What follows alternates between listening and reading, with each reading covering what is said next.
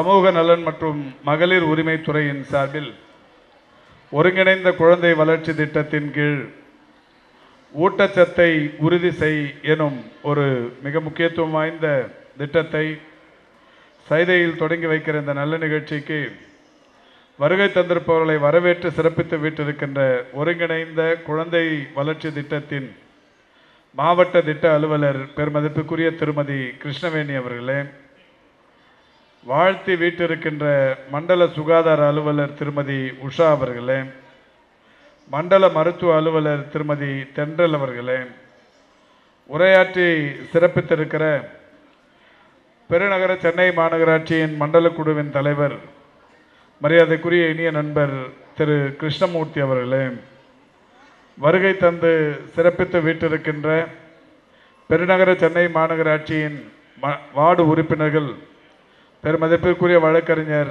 சுப்பிரமணி அவர்களே, மரியாதைக்குரிய தம்பி மோகன்குமார் அவர்களே, இறுதியாக நன்றியுரையாற்றவிருக்கின்ற குழந்தை வளர்ச்சி திட்ட அலுவலர் மரியாதைக்குரிய திருமதி முத்துச்செல்வி அவர்களே, வருகை தந்து சிறப்பித்துக் கொண்டிருக்கின்ற நம்முடைய இந்த சமூக நலன் மற்றும் மகளிர் உரிமைத்துறையைச் சேர்ந்த அலுவலர் பெருமக்களே, பெருநகர சென்னை மாநகராட்சியின் சுகாதாரத்துறையைச் சேர்ந்த அலுவலர்களே, வருகை தந்திருக்கின்ற பயனாளி பெருமக்களே, பத்திரிகை மற்றும் ஊடகவியலாளர்களே, உங்கள் அத்தனை பேருக்கும் முதலில் என்னுடைய நன்றியையும் வணக்கத்தையும் தெரிவித்துக் கொள்கின்றேன்.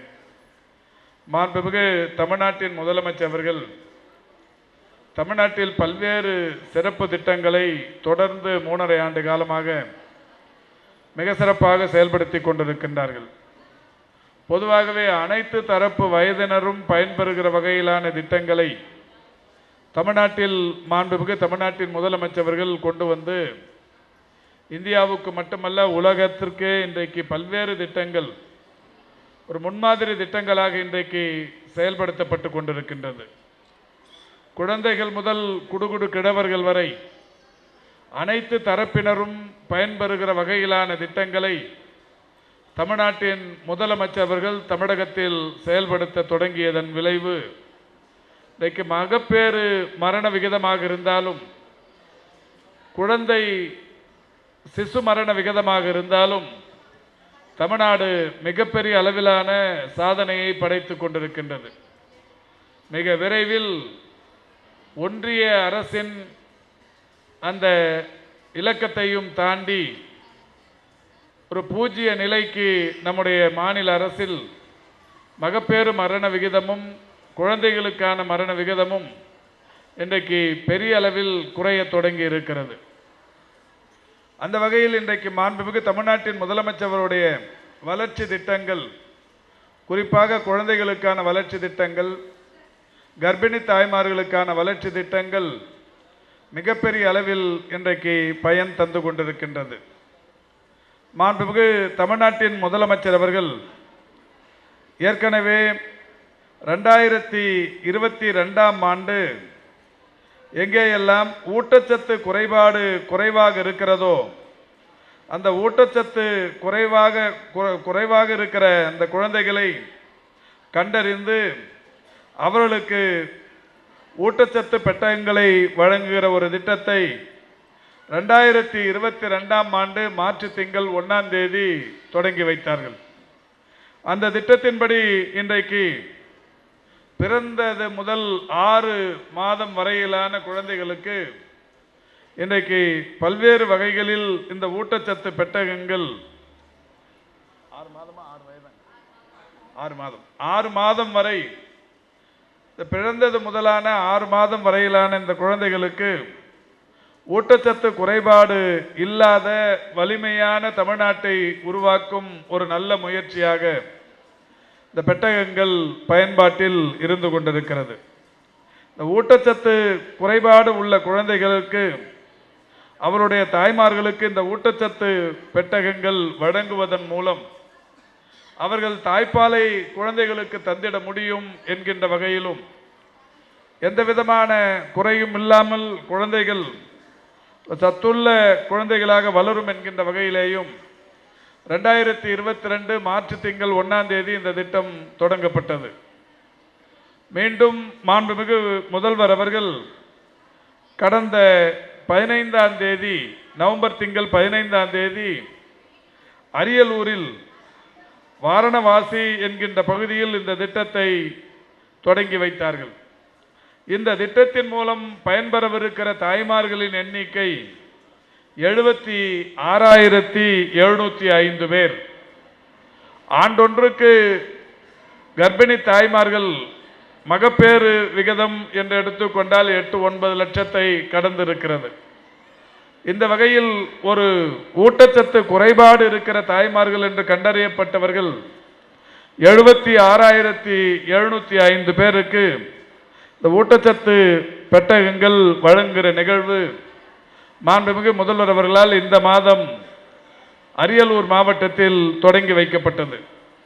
அந்த திட்டத்தின்படி சென்னையை பொறுத்தவரை 2,217 பேர், இந்த 76,705 பேரில் சென்னையில் இருப்பவர்கள் மட்டும் 2,217 பேர் பயன்பெறுபவர்களாக இருக்கிறார்கள். அதில் குறிப்பாகவும் சிறப்பாகவும் நம்முடைய சைதாப்பேட்டை தொகுதியில் மட்டும் 46 பயனாளிகள் இந்த திட்டத்தின் வாயிலாக பயன்பெறவிருக்கிறார்கள். இவர்களுக்கு இந்த ஊட்டச்சத்து பெட்டகம் தருகிற இந்த நிகழ்வு இங்கே தொடங்கி வைக்கப்படுகிறது. இந்த ஊட்டச்சத்து பெட்டகத்தில் என்னவெல்லாம் இருக்கிறது என்றால், இதில் பேரிச்சம்பழம் 1/2 கிலோ பேரிச்சம்பழமும் 500 கிராம் 500 கிராம் அளவிலான நெய் 500 கிராம் 2 எண்ணிக்கையிலும், ஒரு புரோட்டீன் பவுடர் 1/2 கிலோ எண்ணிக்கையில் 2, இரும்பு சத்து சிரப் 200 ml 3, ஒரு கப், ஒரு டவல், ஒரு அல்பெண்டாசோல் மாத்திரை 1, இப்படி பல்வேறு வகைகளில் இந்த குழந்தை பெற்ற தாய்மார்களுக்கு ஊட்டத்தை தருகிற வகையில் இந்த பொருள்கள் வழங்கப்படவிருக்கிறது. இந்த திட்டத்தின்படி குழந்தை பெற்ற இந்த தாய்மார்களின் நலன் காப்பதில் இந்த அரசு மிகப்பெரிய அளவில் முன்மாதிரியாக இருந்து கொண்டிருக்கிறது. இது மட்டுமல்ல, ஏராளமான திட்டங்கள் தமிழ்நாட்டை பொறுத்தவரை மாண்புமிகு தமிழ்நாட்டின் முதலமைச்சர்களால் தொடர்ந்து செயல்படுத்தப்பட்டு வருகிறது.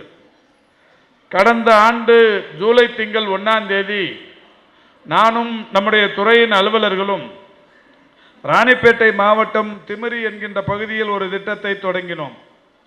அந்த திட்டத்தின் பெயர் வாழ்வின் முதல் 1000 நன்னாட்கள். குழந்தை பிறந்து முதல் 1000 நாட்கள், இந்த 1000 நாட்களுக்கு அந்த குழந்தைக்கு வளர்ச்சிக்கு தேவையான வகையில் உதவுவதற்கு 5,000 ரூபாய் நிதி உதவி தரப்படுகிறது. இந்த நிதி உதவியை பொறுத்தவரை யாருக்கெல்லாம் தரப்படுகிறது என்றால், தாய் சேய் நல குறியீடுகளில் மிகவும் பின்தங்கிய பகுதிகள் என்று 23 பிளாக்குகள், அதாவது 23 ஒன்றியங்கள் தேர்வு செய்யப்பட்டிருக்கிறது. அப்படி தேர்வு செய்யப்பட்ட தாய் சேய் நல குறியீடுகளில் பின்தங்கிய 23 ஒன்றியங்களில் இருக்கிற தாய்மார்களுக்கு இது தரப்படுகிறது.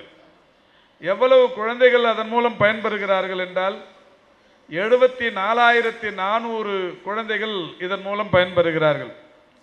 இதற்காக அரசு இன்றைக்கு ஒதுக்கீடு செய்திருக்கிற தொகை 38,20,00,000. இதில் இதுவரை கடந்த ஆண்டு ஜூலை திங்களில் எங்களால் தொடங்கப்பட்ட இந்த திட்டத்தின்படி இதுவரை எவ்வளவு குழந்தைகள் இதில் பதிவு செய்து பயன்பெற்று கொண்டிருக்கிறார்கள் என்றால் 65,503 குழந்தைகள் பதிவு செய்து பயன்பெற்று வருகிறார்கள்.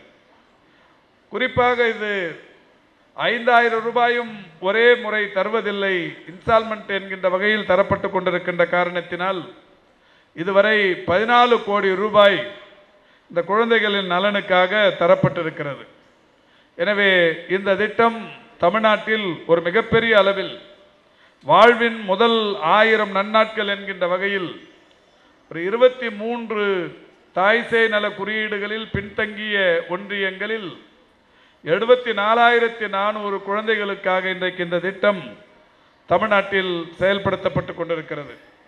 இங்கே கூட நிறைய விஷயங்களை காட்சிப்படுத்தி இருக்கிறார்கள்.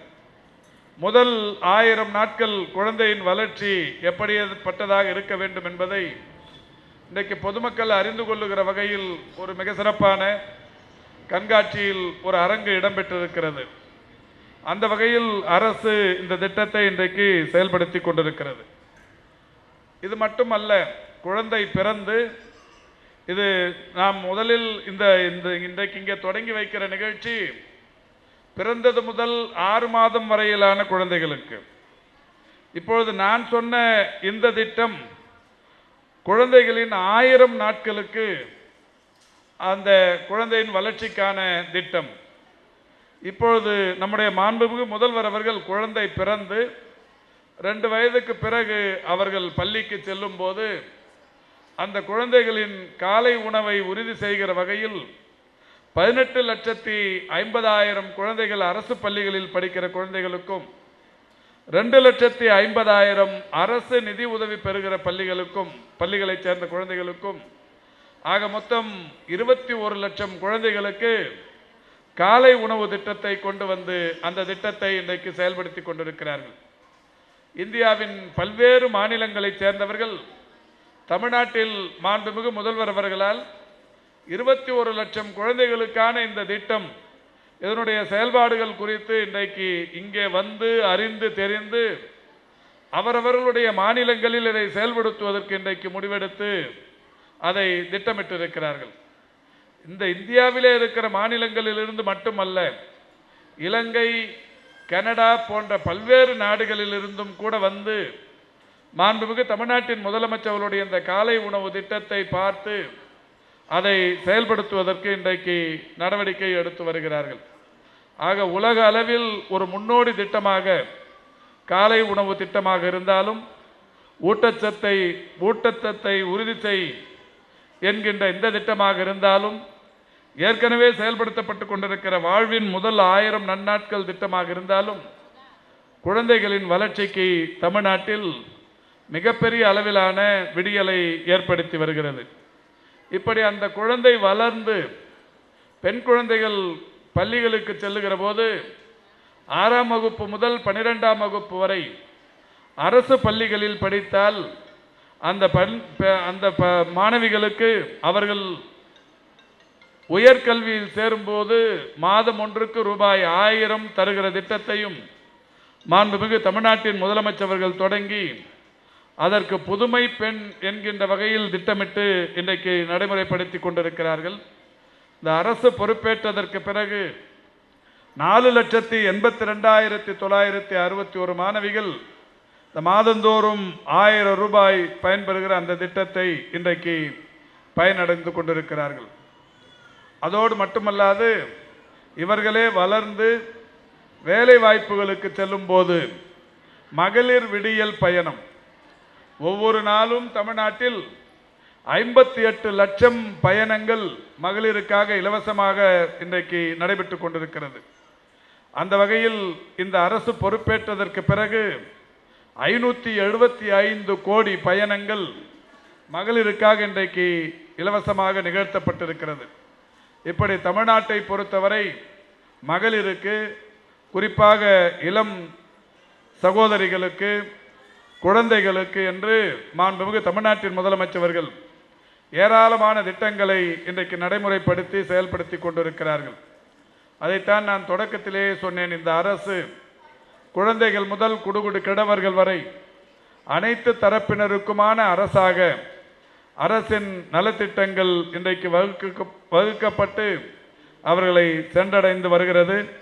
அந்த வகையில் சமூக நலத்துறையின் சார்பில், சமூக நலன் மற்றும் மகளிர் உரிமைத்துறையின் சார்பில் ஒருங்கிணைந்த குழந்தை வளர்ச்சி திட்டத்தின்படி ஊட்டச்சத்தை உறுதி செய் எனும் திட்டத்தை சைதையில், குறிப்பாக சென்னைக்கான இந்த திட்டத்தை இங்கே தொடங்கி வைப்பதில் நான் பெருமை அடைகிறேன் என்று கூறி சம்பந்தப்பட்டவர்களை வாழ்த்தி பாராட்டி விடைபெறுகிறேன். நன்றி, வணக்கம். சமூக நலன் மற்றும் மகளிர் உரிமை துறையின் சார்பில் ஒருங்கிணைந்த குழந்தை வளர்ச்சி திட்டம் என்பது தொடர்ந்து தமிழக அரசால் நிறைவேற்றப்பட்டு வருகிறது. மாண்புமிகு தமிழ்நாட்டின் முதலமைச்சர் அவர்கள் பிறந்த குழந்தை முதல் 6 மாதம் வரையிலான குழந்தைகளுக்கு ஊட்டச்சத்தை உறுதி செய் எனும் மகத்தான திட்டத்தை முதல் படியாக 2022 மார்ச் திங்கள் 1ஆம் தேதி நீலகிரி மாவட்டத்தில் தொடங்கி வைத்தார்கள். அந்த திட்டம் என்பது இன்றைக்கு தமிழ்நாட்டில் மிகப்பெரிய அளவில் பயனுக்கு வந்து தாய்மார்களுக்கு, குறிப்பாக ஊட்டச்சத்து குறைபாடுள்ள தாய்மார்களுக்கு பெரிய அளவிலான பலன் தந்திருக்கிறது. அந்த வகையில் ஊட்டச்சத்து குறைபாடு கண்டறியப்பட்ட குழந்தைகளில் 77.3% இயல்பு நிலைக்கு குழந்தைகள் திரும்பி இருப்பது இந்த திட்டத்தின் மகத்தான வெற்றிக்கு சான்றாக இருக்கிறது. இந்த திட்டத்தின் வெற்றி என்பது அளப்பரியதாக இருக்கின்ற காரணத்தினால் மாண்புமிகு தமிழ்நாட்டின் முதலமைச்சர் அவர்கள் இந்த மாதம் 15ஆம் தேதி அரியலூர் மாவட்டம் வாரணவாசியில் இதை 2ஆம் கட்டமாக துவக்கி வைத்தார்கள். இந்த திட்டத்தின்படி தமிழ்நாடு முழுவதிலும் உள்ள ஊட்டச்சத்து குறைபாடு உள்ள குழந்தைகளின் தாய்மார்கள் 76,705 பேர் கண்டறியப்பட்டிருக்கிறார்கள். இந்த 76,705 பேருக்கு ஊட்டச்சத்து பெட்டகங்கள் வழங்குகிற பணியினை மாண்புமிகு தமிழ்நாட்டின் முதலமைச்சர் அவர்கள் தொடங்கி வைத்தார்கள். அந்த வகையில் பேரிச்சம் பவுடர், பேரிச்சம்பழம், புரோட்டீன் பவுடர், இரும்பு சத்து சிறப்பு போன்ற பல்வேறு வகைகளிலும் அல்பண்டசோல் போன்ற மாத்திரைகள், கப்பு, டவல் போன்ற பல்வேறு உபகரணங்களும் கூட இந்த திட்டத்தில் ஊட்டச்சத்து பெட்டகத்தின் மூலம் வழங்கப்பட்டு வருகிறது. இந்த 76,705 பேர் தமிழ்நாடு முழுவதிலும் ஊட்டச்சத்து பெட்டகம் பெறுபவர்களாக பயன்பெற்று வருகிறார்கள். இதில் சென்னையை பொறுத்தவரை 2,217 பேர் சென்னையில் பயன்பெறுகிறவர்களாக கண்டறியப்பட்டிருக்கிறார்கள். சைதாப்பேட்டையில் ஒரு 46 பயனாளிகள் உட்பட சென்னையில் உள்ள 2,217 பேருக்கு இந்த திட்டத்தை இன்றைக்கு இங்கே முறையாக தொடங்கி வைக்கிறோம். தமிழக அரசை பொறுத்தவரை குழந்தைகள் முதல் குடுகுடு கிழவர்கள் வரையிலான பல்வேறு திட்டங்கள் இந்தியாவுக்கு மட்டுமல்ல, உலகின் பல்வேறு நாடுகளுக்கு ஒரு முன்மாதிரியாக திட்டங்கள் இங்கே செயலில் இருந்து கொண்டிருக்கிறது. 2023 ஜூலை திங்கள் 1ஆம் தேதி ராணிப்பேட்டையில் மாண்புமிகு தமிழ்நாட்டின் முதலமைச்சருடைய வழிகாட்டுதலோடு ஒரு திட்டம் மருத்துவத்துறையின் சார்பில் தொடங்கப்பட்டது. அந்த திட்டத்தின்படி தாய்சேய் நல குறியீடுகளில் பின்தங்கிய ஒரு 23 ஒன்றியங்கள் தேர்வு செய்யப்பட்டு அந்த 23 ஒன்றியங்களில் உள்ள 74,400 குழந்தைகளின் சீரான வளர்ச்சிக்கு வாழ்வின் முதல் 1000 நன்னாட்கள் என்கின்ற வகையில் குழந்தை பிறந்து 1000 நாட்கள் வரை அந்த குழந்தையை நன்கு போஷிப்பதற்காகவும் அந்த குழந்தையின் நல்ல வளர்ச்சிக்காகவும் இந்த தாய்மார்களுக்கு 5,000 ரூபாய் பல்வேறு தவணைகளின் வாயிலாக தரும் திட்டம் தொடங்கப்பட்டது. அதன்படி 74,400 பேருக்கான அந்த திட்டத்திற்கு ஒதுக்கீடு செய்யப்பட்ட தொகை 38,20,00,000. அதில் இதுவரை 65,503 குழந்தைகள் அந்த திட்டத்தின் மூலம் பதிவு செய்து பயன்பெற்று வருகிறார்கள்.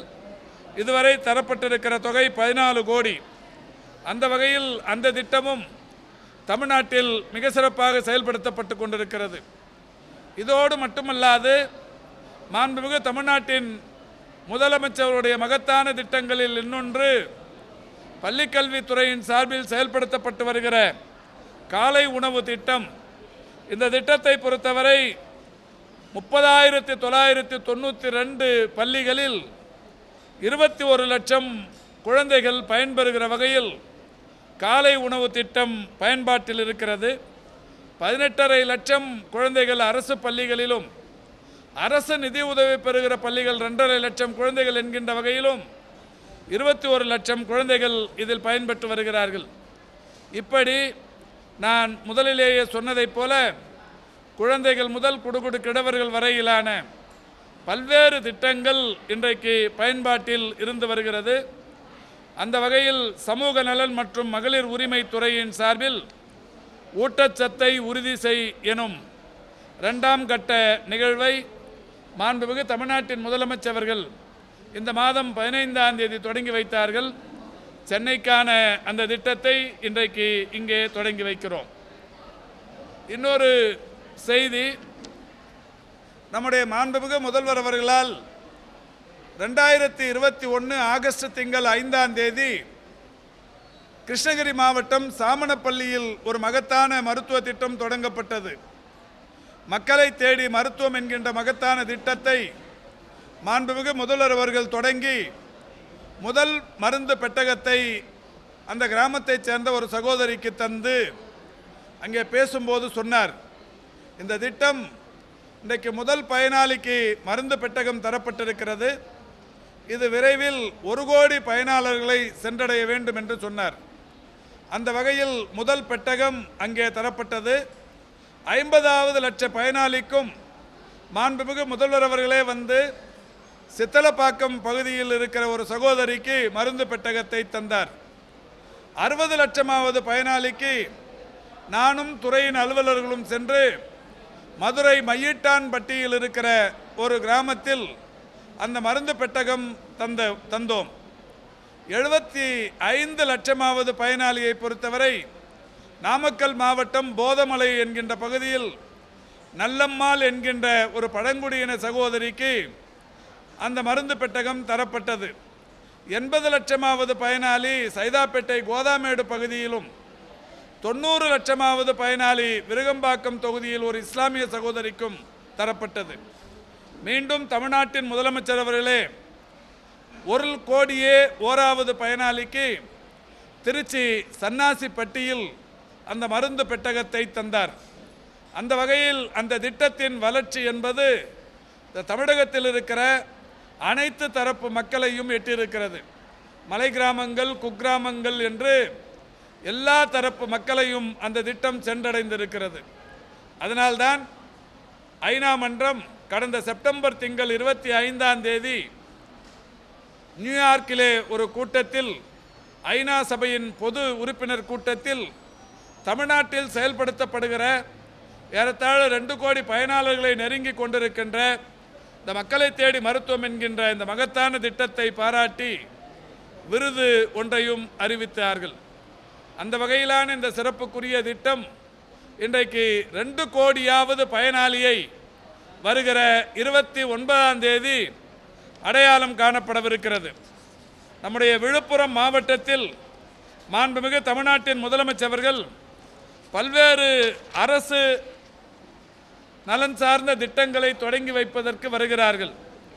அந்த 29ஆம் தேதி மக்கள் நல்வாழ்வுத்துறையின் சார்பில் ஒரு 3 கிராமங்களில் ஏதாவது ஒரு கிராமத்தில் திருப்பச்சாவடிமேடு, கோவிந்தபுரம் அல்லது ஏனாதிமங்கலம், இந்த 3 கிராமங்களில் இதற்கான பயனாளிகளை இப்போது நாங்கள் தேர்வு செய்து கொண்டிருக்கிறோம்.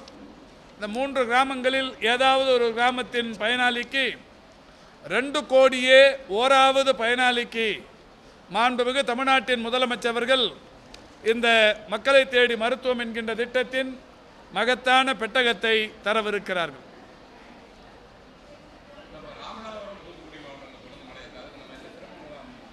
மழைக்கால சிறப்பு மருத்துவ முகாம்களை பொறுத்தவரை ஒவ்வொரு நாளும் 400க்கும் மேற்பட்ட மருத்துவ முகாம்கள் அங்கே நடத்தப்பட்டு வருகிறது. இன்னமும் எவ்வளவு நாட்கள் அங்கே மருத்துவ முகாம்கள் தேவையோ அவ்வளவு நாட்கள் நடத்த அறிவுறுத்தி இருக்கிறோம். அந்த வகையில் தொடர்ந்து மருத்துவ முகாம்கள் அங்கே நடத்தப்பட்டு வருகிறது. நேற்றைக்கு அது சம்பந்தமாக ஒரு தெளிவான அறிக்கையை சொல்லியிருக்கிறேன். எல்லா ஊடகங்களிலும் வந்தது, செய்தித்தாள்களிலும் வந்தது. அவருக்கு இந்த மக்கள் நல்வாழ்வுத்துறை என்றாலே நான் தான் ஏற்கனவே சொன்னேன், அவர் எடப்பாடி பழனிசாமியா எரிச்சல் பழனிசாமியா என்று சொல்லியிருக்கிறேன். அந்த அளவுக்கு தொடர்ந்து ஒரு 3.5 ஆண்டில் எந்த ஊசியை மாற்றி போட்டாங்க, எந்த இடத்துல வந்து கோணிப்பை கொடுத்தாங்க, கட்டைப்பை கொடுத்தாங்கிற செய்தியெல்லாம் 3 வருஷமாக பேப்பரில் தேடி பிடிச்சி எடுத்து ஒரு 6-7 செய்தியை சொல்லி ஒரு அறிக்கையாக கொடுத்துருக்கிறார். இது சம்மந்தப்பட்ட செய்திகள்லாம் ஏற்கனவே அவர் அறிக்கையாகவும் கொடுத்துருந்தார். இப்போ ஒட்டுமொத்தமாக ஒருங்கிணைச்சு ஒரு அறிக்கையாக கொடுத்துருக்கிறார். அதுக்கு நான் பதிலும் சொல்லியிருக்கிறேன். அவருக்கு வந்து இந்த துறையில் இதுவரை ஒரு 600க்கும் மேற்பட்ட ஒன்றிய அரசின் விருதுகள், உச்சபட்ச ஒரு அங்கீகாரமான ஐநா விருது, இப்படி பல விருதுகள் இதில் கிடைத்து கொண்டிருக்கிறது. இந்த துறையின் சார்பில் பல்வேறு திட்டங்கள், மக்களை தேடி மருத்துவம், இன்னுயிர் காப்போம் நம்மை காக்கும் 48, கலைஞரின் வருமுன் காப்போம், பாதம் பாதுகாப்போம், இதயம் பாதுகாப்போம், சிறுநீரக பாதுகாப்பு திட்டம், மக்களை தேடி மருத்துவ ஆய்வக திட்டம், தொழிலாளர்களை தேடி மருத்துவ திட்டம், நடப்போம் நலம் பெறுவோம் என்கின்ற திட்டம், செயற்கை கருத்தறுத்தல் மையங்கள் திட்டம். இந்த திட்டங்கள் எல்லாம் இந்தியாவில் மட்டுமல்ல உலக நாடுகளில் வேறு எங்கும் எந்த அரசும் செய்யாத திட்டங்கள். இவற்றையெல்லாம் இந்த அரசு செய்து கொண்டிருக்கின்ற காரணத்தினால் எரிச்சல் தாங்காமல் பொறாமையோட அளவு கூடி இருக்கிற காரணத்தினால் அடிக்கடி அவருடைய இருப்பை தக்க வைத்துக் கொண்டிருக்கிறார். இல்லை, இதுதான் எடுத்த நடவடிக்கைகளை சொல்லணும். அந்த மருத்துவமனை மேல் நடவடிக்கை எடுத்து, மருத்துவமனை தான் முதல் காரணம், மருத்துவமனை மேல் நடவடிக்கை எடுத்து அந்த மருத்துவமனை 10 நாட்கள் மூடி வைக்கப்பட்டது. 50,000 ரூபாய் அபராதம் விதிக்கப்பட்டது. குறிப்பிட்ட அந்த மருத்துவர், எந்த மருத்துவர் அதை அனுமதித்தாரோ அந்த மருத்துவர் மீது நடவடிக்கை எடுக்க சொல்லி துறையின் சார்பில் மெடிக்கல் கவுன்சிலுக்கு புகார் தரப்பட்டு மெடிக்கல் கவுன்சில் தொடர்ந்து விசாரித்து கொண்டிருக்கிறது. சம்பந்தப்பட்ட அவரின் மீது காவல்துறையில் புகார் அளிக்கப்பட்டிருக்கிறது. அது இல்லாமல் அவருக்கு ஒரு நோட்டீஸும் கொடுத்துருக்கு, அதுக்கு ஒரு பதிலும் கொடுத்துருக்காரு. இவ்வளவு நடவடிக்கைகள் எடுக்கப்பட்டு வருது ஒரு விஷயத்துக்கு.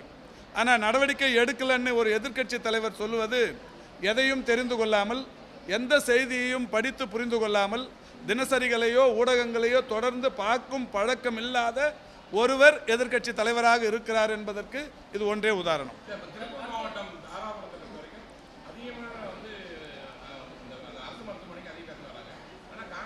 அது என்ன திருப்பூரில் மட்டும் அதிகம் வராங்க? எல்லா இடத்துலையும் இல்லை, எல்லா இடத்துல இல்லை இல்லை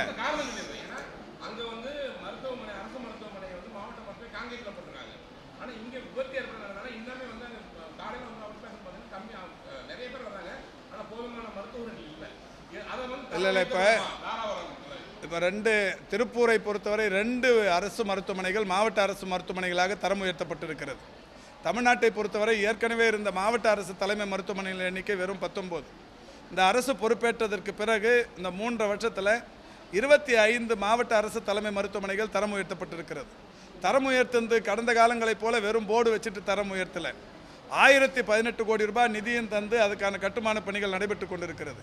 திருப்பூரை பொறுத்தவரை 2 இடங்களில், அந்த ஒரு மாவட்டத்துக்கு சிறிய மாவட்டமாக இருந்தாலும் 2 மாவட்ட தலைமை மருத்துவமனைகள் பணிகள் நடைபெற்று கொண்டிருக்கிறது. இந்த பணிகள்லாம் முடிந்த உடனே மாண்புமிகு தமிழ்நாட்டின் முதலமைச்சர்கள் இந்த 25 மாவட்ட அரசு தலைமை மருத்துவமனைகளையும் 1018 கோடி ரூபாய்க்கான இந்த திட்டங்கள் குறித்த இந்த மாவட்ட தலைமை மருத்துவமனைகளை திறந்து வைக்கவிருக்கிறார்கள். இதுக்கப்புறம் திறந்து வச்சதுக்கப்புறம் இந்த மேம்படுத்தப்பட்ட மருத்துவமனைகளுக்கு HR எந்த அளவுக்கு அந்த பணி நியமனங்கள் என்பதும் உறுதி செய்யப்பட்டு அதற்கான அரசாணைகள் போடப்பட்டு அப்போ அந்த கட்டடங்கள் திறந்த உடனே அதுக்கு புதிய பணியாளர்கள் வருவாங்க. அப்போ தான் அது ஃபுல் ஃப்ளெட்ஜாக மாவட்ட அரசு தலைமை மருத்துவமனையாக இயங்கும். 25 மருத்துவமனைகள் அது நடக்க போகுது.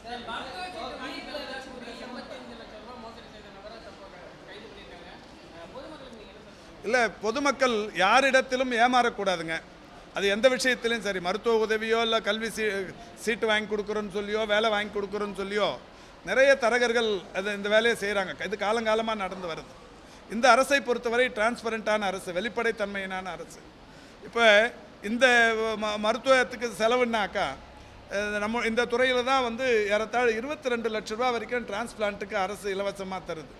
அதாவது kidney transplant, liver transplant, heart transplant, அதே மாதிரி தோல் மாற்று அறுவை சிகிச்சை, கண் கருவிழி மாற்று அறுவை சிகிச்சை, எலும்பு மஜ்ஜை மாற்று அறுவை சிகிச்சை இந்தியாவில் வேறு எங்கேயும் இல்லாத அளவுக்கு 22 லட்ச ரூபா வரைக்கும் தரும். தகுதி உள்ளவர்களுக்கு தானாகவே அந்த சிகிச்சைகள் வழங்கப்படுது. இன்றைக்கி ஒவ்வொரு நாளைக்கும் என்ன வந்து ஒரு 200 பேராவது குறைந்தபட்சம் மருத்துவ உதவிகளுக்காக நேரடியாகவே வருகிறார்கள். காலை 5 மணிக்கு தொடங்கி இரவு நான் படுக்க போகிற வரை ஏதாவது ஒரு நேரத்தில் என்னை வந்து பார்த்துனே இருக்கிறாங்க. நாங்கள் அவங்களுக்கு நேரடியாகவே உதவி பண்ணுறோம். அதனால் நேரடியாகவே உங்களை சந்திக்கிற ஒரு அமைச்சர் இருக்கிறோம். உங்கள் கையில் தொடர்ந்து பேசுகிற அளவுக்கான ஒரு அமைச்சர் பெற்றிருக்கிறீர்கள். அதனால் நீங்கள் எதுக்கு போய் வெளியில் ஏமாற போகிறீங்க? எந்த சிகிச்சையாக இருந்தாலும் எங்கள் கையில் வாங்க, நாங்கள் பண்ணி கொடுக்குறோம். இடைத்தரகர்களை நம்ப வேண்டாம், ஏமாற வேண்டாம்.